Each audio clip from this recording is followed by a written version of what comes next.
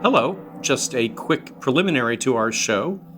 Bone and Sickle is taking August off in order to perform some much-needed maintenance, and to fill the gap, we'll be offering listeners a sampling of the short bonus episodes enjoyed by our patrons subscribing at the $4 monthly rate. We hope you enjoy this peek into an alternate Bone and Sickle universe, and that if you do, you might consider joining us on Patreon to hear more of these. You can access the entire archive of episodes, about 6 hours of material, immediately upon signing up. We'll be back in September with regular episodes.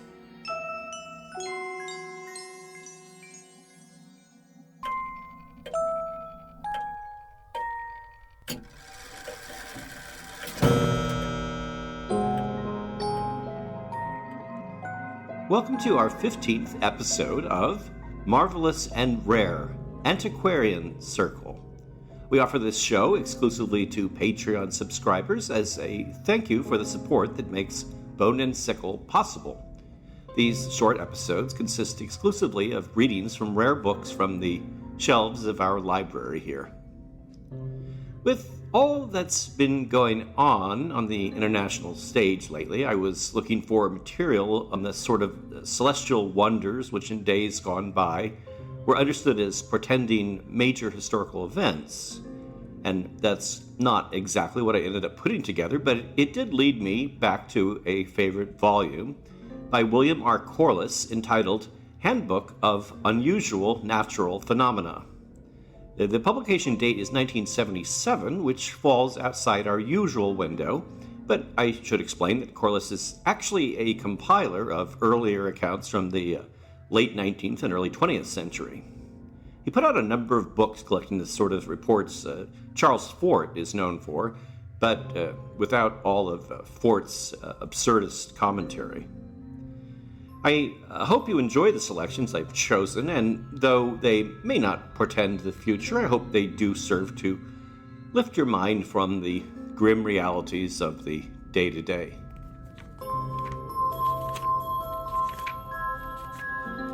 So, first selection. Sparkling Rain. And this is from Simon's Monthly Meteorological Magazine, an 1892 edition.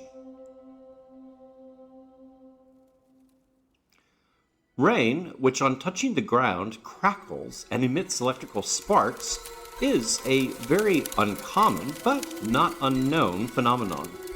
An instance of this kind was recently reported from Cordova in Spain by an electrical engineer who witnessed the occurrence. The weather had been warm and undisturbed by wind, and soon after dark, the sky became overcast by clouds.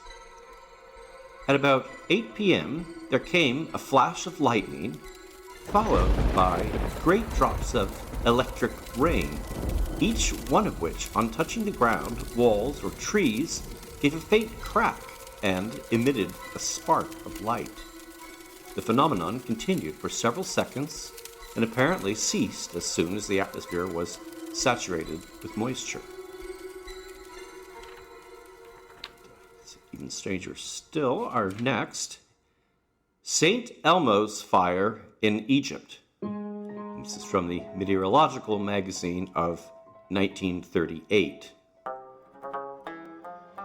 In view of Mr. Sutton's note in the March issue of the Meteorological Magazine, the following extract from A Search in Secret Egypt by Paul Brunton may be of interest. A footnote to page 77 reads, Dr. Abate Pasha, vice president of the Egyptian Institute, spent a night in the desert near the pyramids, together with Mr. William Groff, a member of the Institute.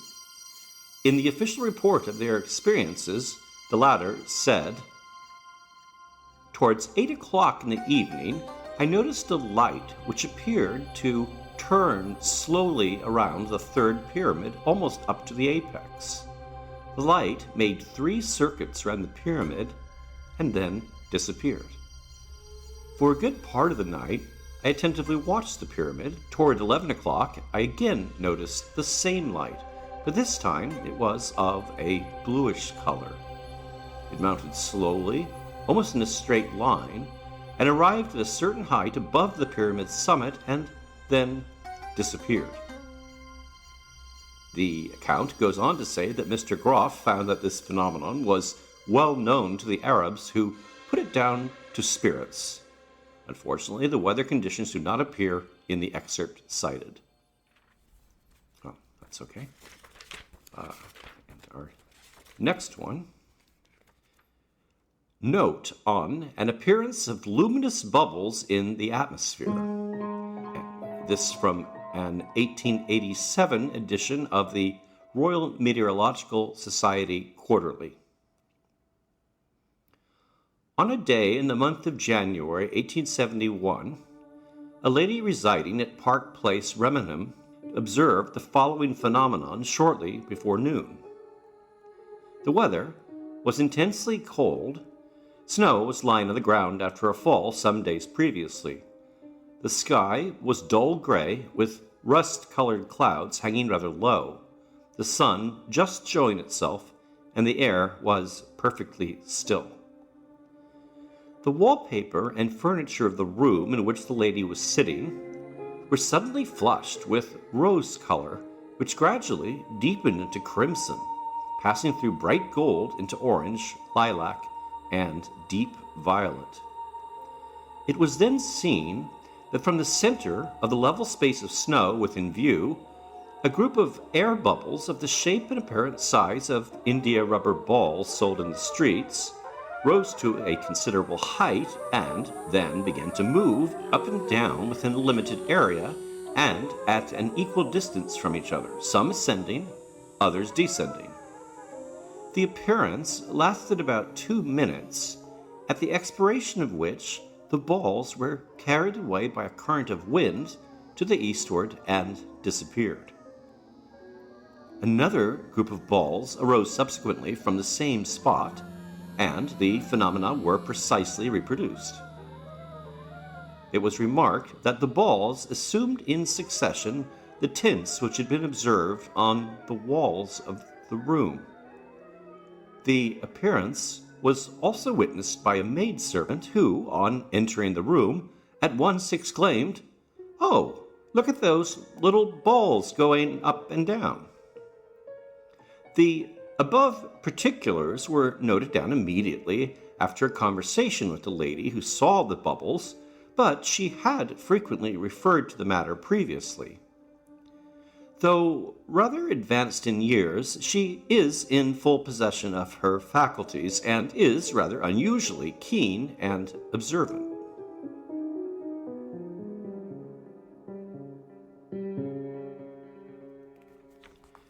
Okay, next one. Myriad of luminous bodies crossed sky, and this from an 1880 edition of Nature. A remarkable phenomenon was observed at Kattenau near Trakenen, Germany, and in the surrounding district on March 22nd. About a half an hour before sunrise, an enormous number of luminous bodies rose from the horizon and passed in a horizontal direction from east to west. Some of them seemed the size of a walnut, others resembled sparks flying from a chimney. They moved through space like a string of beads and shone with a remarkably brilliant light. The belt containing them appeared about 3 meters in length and 2/3 of a meter in breadth.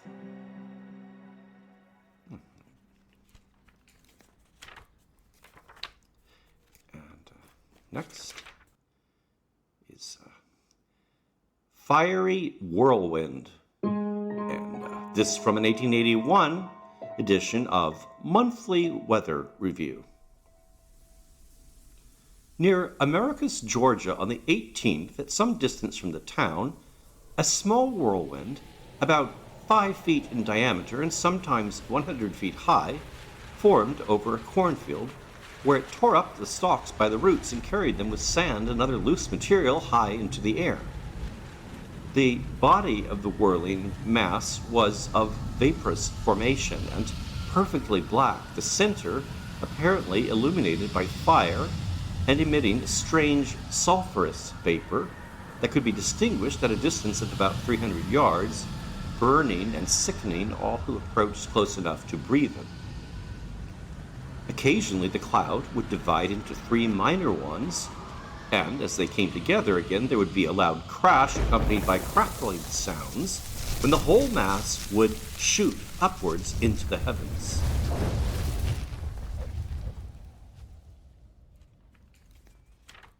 And our next one is short, but I think rather terrifying. The Pogo Nip. This from an 1887 edition of American Meteorological Journal.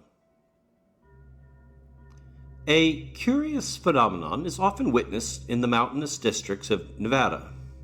Mountaineers call it Pogo Nip and describe it as being a sort of frozen fog that appears sometimes in winter, even on the clearest and brightest of days.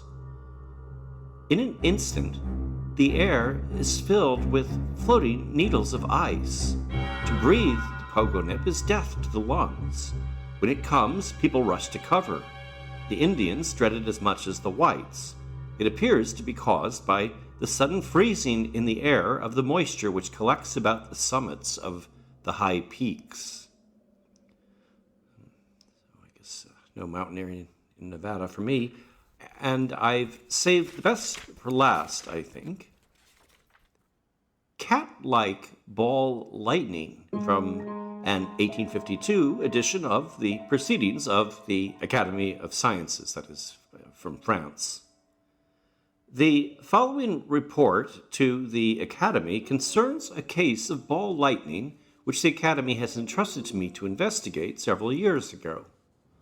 Not on the downward stroke, but rather during its return stroke, so to speak, the lightning in question struck a house in the Rue Saint-Jacques next to the Val-de-Grâce church. In fact, this took place in a proximity which would have led one to think that the house would have been protected against this sort of mishap by the high lightning rod mounted on the dome of the Val-de-Grâce church. The following is a condensed version of the account given by the tailor, in whose room the ball lightning descended and then lifted upward again. Somewhat after a very powerful lightning stroke, the tailor, who was sitting next to his table after having finished his meal, suddenly saw how the paper-lined frame covering the fireplace opening fell down as if it had been knocked over by a strong gust of wind, and a fireball, the size of a child's head, gently entered via the opening and slowly wandered about the room at low level over the floor tiles. According to the tailor, the fiery ball appeared like an average-sized young cat which had rolled itself into a ball and moved without using its paws for support. The fireball was shiny and luminous rather than hot and inflamed, and the tailor experienced no heat sensation. The ball approached his feet like a young cat which wanted to play, and, as is customary for such animals, to rub itself along the leg of its master. The tailor nevertheless withdrew his feet, and by means of several careful, or in his own words very gently performed movements, he avoided making contact with the phenomenon. The latter seemed to pause several seconds beside the feet of the seated tailor, who, bending somewhat forward, watched it attentively.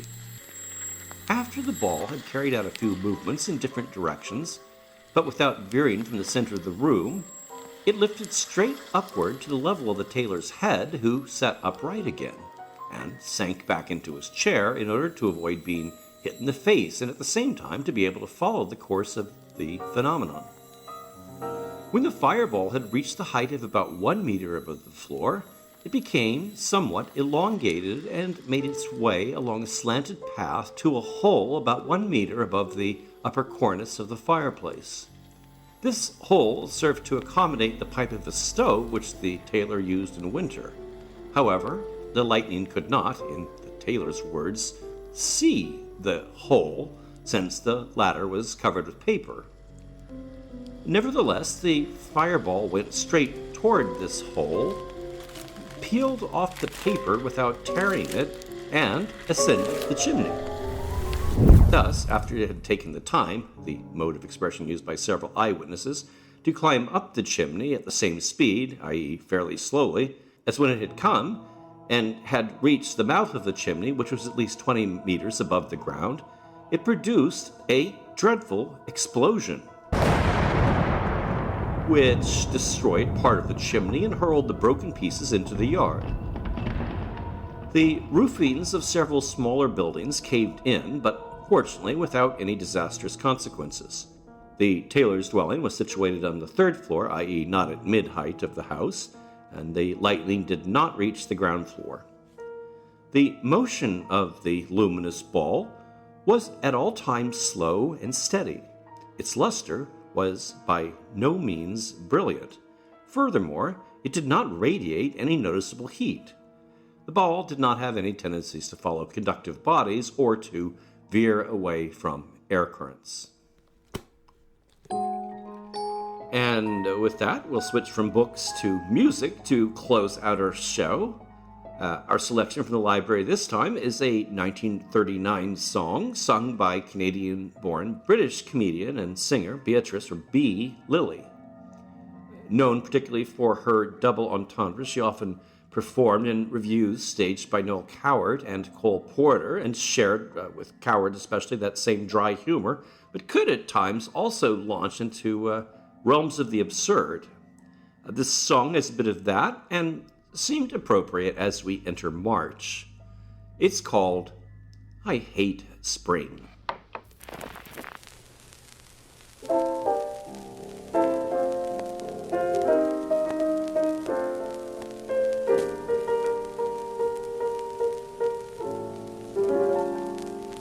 Some people like the winter. Some people like the fall. Some people think that summer is best of all. Now I hate the spring. I hate open buses. I hate fresh asparaguses.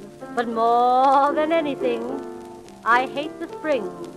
I hate birds. I also hate flowers. I hate sunshiny hours. But more than mere words, I hate birds. I hate spring the intruder.